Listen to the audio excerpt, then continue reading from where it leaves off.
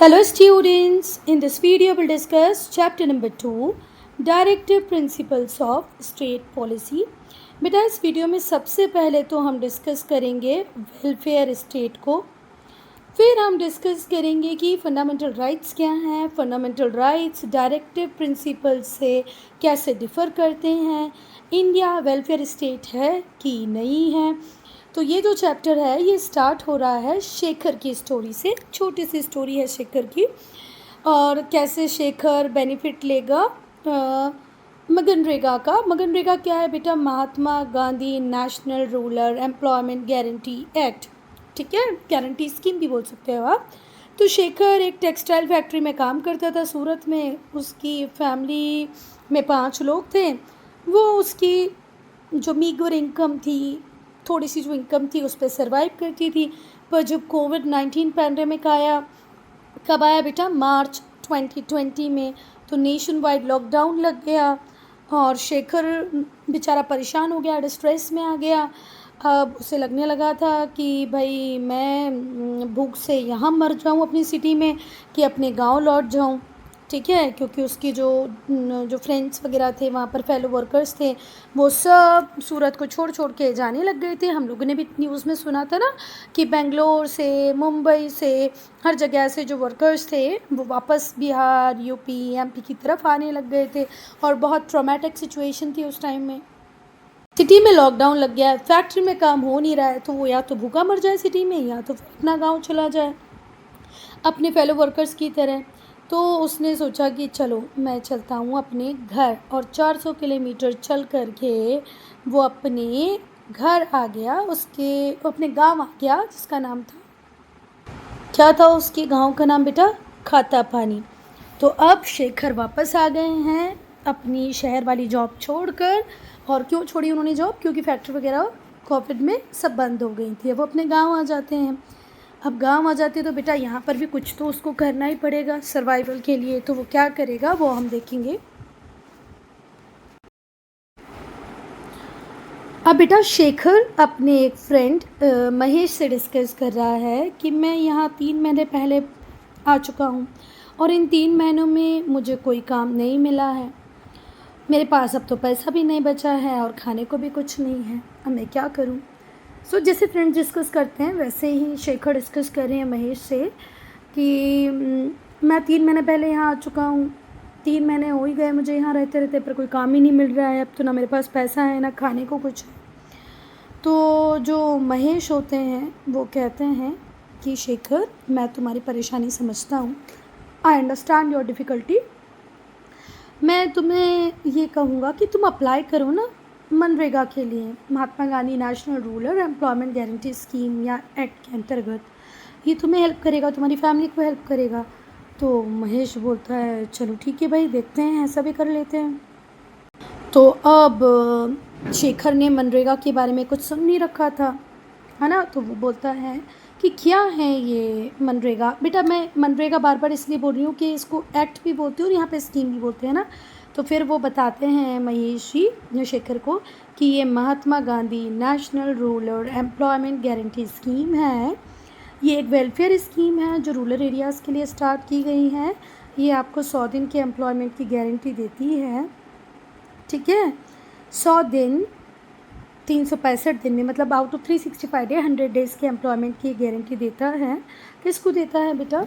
Unemployed eligible adults को। गांव में जो एलिजिबल लोग हैं जो काम तो करना चाहते हैं पर उनके पास कोई काम नहीं है, वो अनएम्प्लॉयड हैं, तो उनको काम देने के लिए ये स्कीम सरकार ने लॉन्च की है जिसका नाम है Mahatma Gandhi national rural employment guarantee scheme.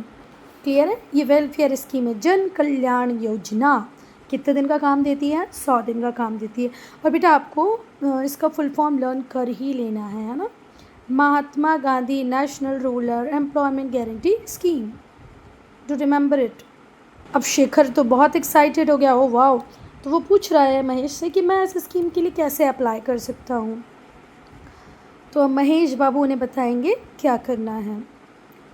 तो महेश उन्हें बताते हैं कि इसके लिए तुम्हें ज़्यादा कुछ नहीं करना, सिर्फ एक फॉर्म फिल करना है हमारी ग्राम पंचायत ऑफिस में, और तुम्हारा वेरिफिकेशन वगैरह होगा, तुम्हारी डिटेल्स वगैरह देखी जाएगी। के बाद ऑफिस से तुम्हें मिल जाएगा जॉब कार्ड, और इस जॉब कार्ड से तुम तुम्हारे राइट टू वर्क को एंजॉय कर पाओगे, एक्सरसाइज कर पाओगे under Mahatma Gandhi national rural employment guarantee act. अब समझ में आया बेटा? मैं मनरेगा क्यों मगनरेगा क्यों बोल रही थी? क्योंकि यहाँ पर एक्ट है, ठीक है, Mahatma Gandhi national rural employment guarantee act.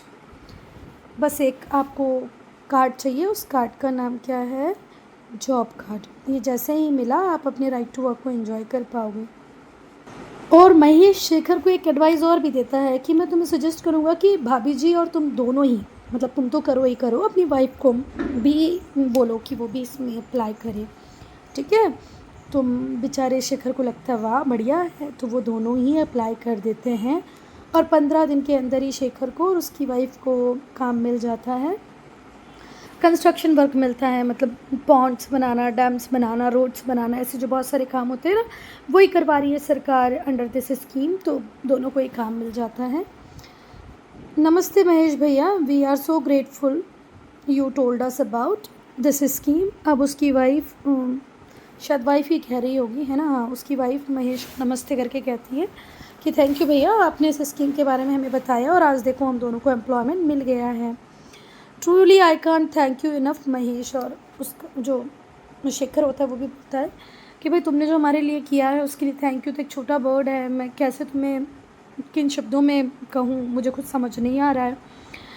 तो महेश कहता है मुझे थैंक यू नहीं बोलो, सरकार को थैंक यू बोलो, क्योंकि सरकार अपनी वेलफेयर स्टेट की ड्यूटी को निभा रही है और ऐसे एफर्ट्स कर रही है जिससे अनएम्प्लॉयड यूथ को गांव में भी मतलब क्या मिल पाए, एम्प्लॉयमेंट मिल पाए।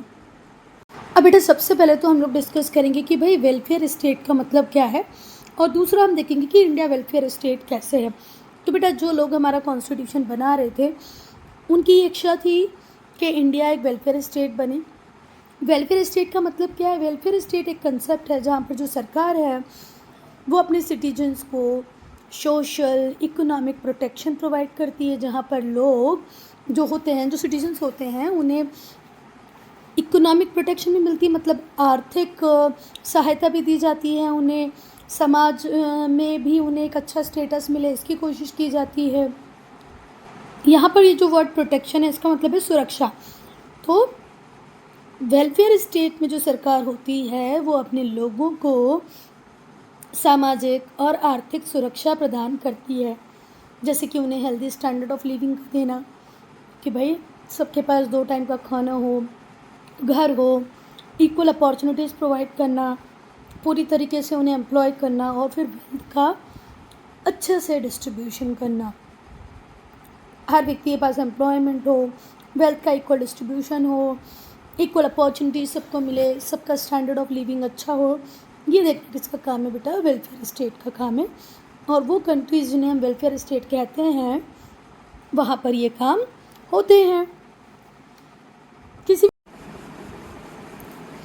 बेटा वेलफेयर स्टेट में ये रिस्पॉन्सिबिलिटी सरकार की होती है कि वो लोग जो अपनी बेसिक नीड को पूरा नहीं कर पा रहे हैं, अपनी जो मूलभूत सुविधाएं हैं उन्हें अवेल नहीं कर पा रहे हैं किसी भी वजह से, तो उनके लिए प्रोविज़न कौन बनाएगा? सरकार बनाएगी। मतलब जो बेसिक फैसिलिटीज़ हैं वो देने का काम किसका होगा? गवर्नमेंट का होगा। ये कहाँ की बात करें हम बेटा? वेलफेयर स्टेट की। सो क्या लिखा है? वेलफेयर स्टेट में रिस्पॉन्सिबिलिटी सरकार की होती है कि वो मिनिमम प्रोविज़न देगा उन लोगों के लिए जो अनेबल हैं, अपनी नीड्स को पूरा नहीं कर पा रहे हैं, उन्हें बेसिक फैसिलिटीज़ सरकार देगी। बहुत सारी कंट्रीज़ ऐसी हैं वर्ल्ड की जो वेलफेयर स्टेट के मॉडल को फॉलो कर रही हैं, पर बेटा वेलफेयर स्टेट का मॉडल ऑल ओवर वर्ल्ड में सेम ही पैटर्न पे फॉलो नहीं होता है। ये डिपेंड करता है कि उस पर्टिकुलर कंट्री की इकोनॉमिक सिचुएशन कैसी है, वहाँ का एरिया कैसा है, वहाँ की पॉपुलेशन कैसी है। तो welfare state all over the world में सेम नहीं होता है। हाँ, every country is following the model of welfare state but in their own way, but it means different things in different countries. Welfare state में कौन सी facilities दी जाएंगी, कौन सी नहीं दी जाएगी, ये डिपेंड करता है उस पर्टिकुलर कंट्री के बेसिक स्ट्रक्चर पे। ठीक हुई बात बेटा? वो लोग जो अपनी एंड्स मीट को पूरा नहीं कर पा रहे हैं, उनके लिए बेसिक प्रोविजंस बनाने का काम किसका है? सरकार का है। ठीक है, चलो। इंडिया में भी जो संविधान निर्माता थे, वो लोग जिन्होंने कॉन्स्टिट्यूशन को बनाया था, वो इस बात से अवेयर थे कि जो ब्रिटिशर्स हैं और जो ब्रिटिश रूल था उसने हमारी इकोनॉमिक कंडीशन को बहुत ज़्यादा ख़राब किया, हमारे इंडिया से बहुत सारे रिसोर्सेज को ड्रेन किया और ब्रिटेन की तरफ ले गए। मतलब जब तक ब्रिटिश रूल हमारे इंडिया में रहा ना बेटा, हम day by day gradually poor और पुअर और poor, poorest of the poor बनते गए, क्योंकि हमारे रिसोर्स से ही तो इंग्लैंड रिच बन रहा था। सच में ऐसा ही था। बहुत सारे हमारे रिसोर्सेज अंग्रेज़ों ने लिए और ख़ुद को अमीर बना लिया, हमें गरीब बना दिया। तो जो हमारे कॉन्स्टिट्यूशन मेकर थे, फ्रेमर थे, उन्हें ये आइडिया था कि जो हमारी न्यूली इंडिपेंडेंट कंट्री होगी उसमें बहुत सारे चैलेंजेस होंगे, सोशल इकोनॉमिक इनइक्वालिटी होगी। ठीक है, समाज एक सोसाइटी में कुछ लोग बहुत ज़्यादा रिच होंगे, कुछ लोग बहुत ज़्यादा पुअर होंगे, है ना। लोअर कास्ट अपर कास्ट तो एक बड़ी प्रॉब्लम थी ही थी। सो हमारे कॉन्स्टिट्यूशन फ्रेमर्स को पता था कि वाइड स्प्रेड पे हमारे यहाँ सोशल और इकोनॉमिक इनइक्वालिटी होगी। Economic inequality is all about rich and poor, while social inequality is all about upper caste lower caste. ये सब कुछ, तुम इस धर्म के, तुम इस जात के, ये सब कुछ हमारी सोसाइटी में था आज़ादी के टाइम पर। जिसका मतलब जो वीकर सेक्शंस होंगे सोसाइटी के, जैसे women, children, scheduled caste, scheduled tribe, इनका एक्सप्लॉयटेशन होता रहेगा। और सच में हमारी कंट्री में विमेन का भी एक्सप्लॉयटेशन हुआ है और होता आ रहा है। एससी का हो रहा है, एसटी का हो रहा है, बच्चे भी कई बार इसका शिकार बन जाते हैं। और हमें ऐसे लगता था, मतलब हमारी सरकार को ऐसे लगता था, कॉन्स्टिट्यूशन बनाने वालों को ऐसे लगता था, या उन्हें ये आशा थी कि एक दिन ऐसा आएगा। हमारे कॉन्स्टिट्यूशन फ्रेमर्स को, हमारे इंटेलिजेंसिया को ऐसे लगता था कि एक दिन ऐसा आएगा जब हमारी कंट्री से पॉलिटिकल, सोशल, इकोनॉमिक इनइक्वालिटीज़ पूरी तरीके से एराडिकेट हो जाएंगी, ख़त्म हो जाएंगी। ठीक है, बहुत पॉजिटिव थे हमारे कॉन्स्टिट्यूशन फ्रेमर्स, मेकर्स। उनका मानना था कि द डे विल कम, एक दिन ऐसा आएगा जब हमारी कंट्री में पॉलिटी में, सोसाइटी में, इकोनॉमी में इनइक्वालिटीज़ होंगी ही नहीं, everybody will be treated as equal. तो जो इंडियन कॉन्स्टिट्यूशन को बनाने वाले थे, उन्होंने 2 प्रोविजंस बनाए अपने कॉन्स्टिट्यूशन में, जिसमें से कि एक था फंडामेंटल राइट्स और दूसरा था directive principles of state policy. जो फंडामेंटल राइट्स थे उनके अंदर उनको इंक्लूड किया गया था पार्ट 3 में, और जो डायरेक्टिव प्रिंसिपल थे स्टेट पॉलिसी के, उन्हें इंक्लूड किया गया था पार्ट 4 में। फंडामेंटल राइट्स को इंक्लूड किया गया है पार्ट 3 में, फंडामेंटल प्रिंसिपल्स जो हैं स्टेट पॉलिसी के, उन्हें इंक्लूड किया गया है पार्ट 4 में। किसके? हमारे इंडियन कॉन्स्टिट्यूशन के। तो अगर आपसे कोई पूछे कि हमारे कॉन्स्टिट्यूशन में फंडामेंटल राइट्स किस पार्ट में है, तो बोलना 3। Directive principle of state policy किस में है, तो पार्ट 4 में।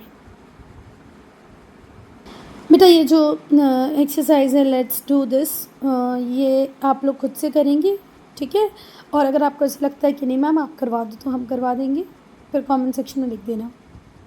बेटा जब हमारा कॉन्स्टिट्यूशन बन रहा था, तो जो हमारे कॉन्स्टिट्यूशन मेकर्स थे, फ्रेमर्स थे, उन्होंने वर्ल्ड के सारे कॉन्स्टिट्यूशन को उठाया, उसमें से जितनी सारी अच्छी चीज़ें थी वो ले ली।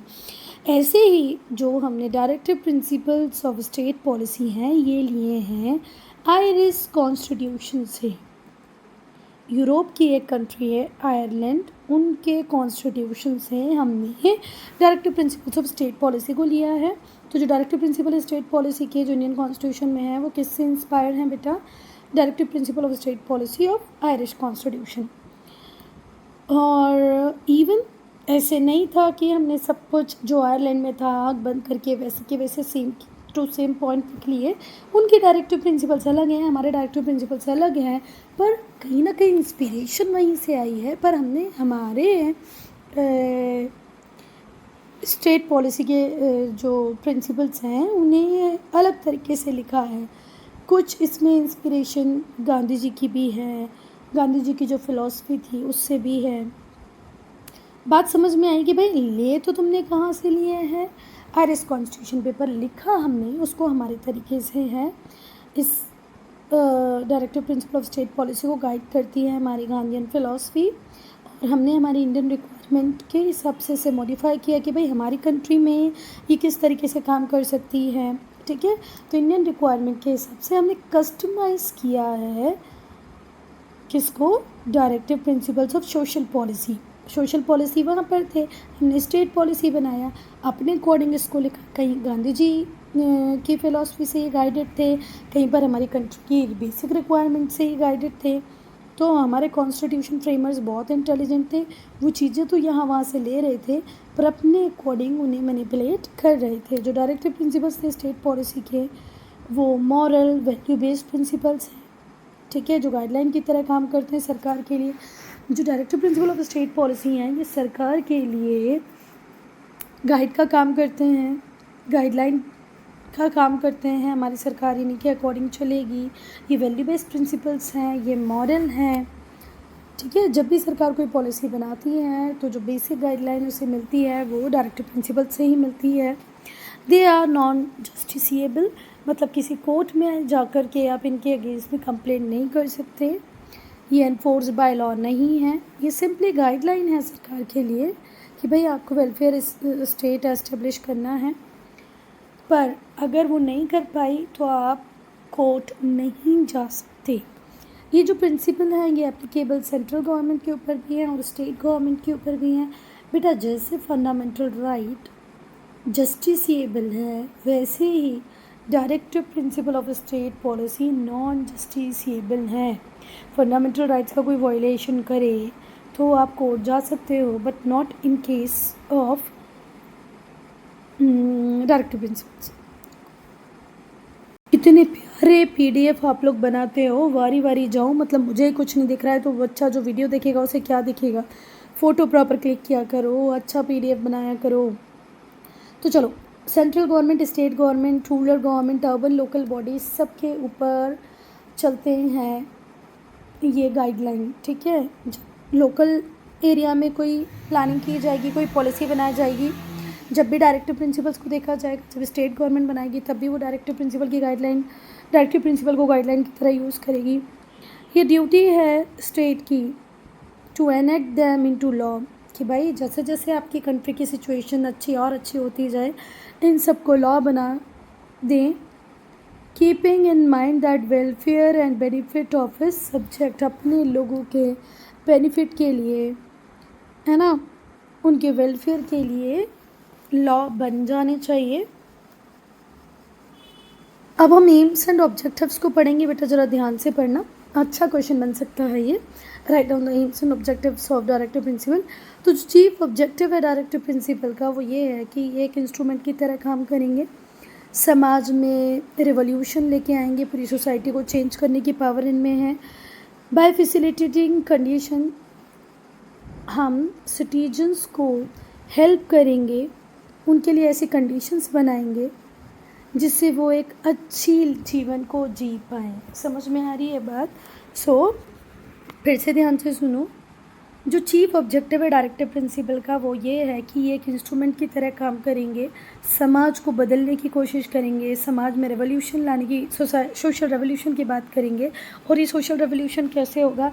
जब लोगों के पास एक अच्छा जीवन जीने के लिए जो भी चीज़ें रिक्वायर्ड है वो या तो सरकार दे दे या ऐसी कंडीशंस फैसिलिटेट कर दे जिससे वो खुद अचीव कर पाएँ।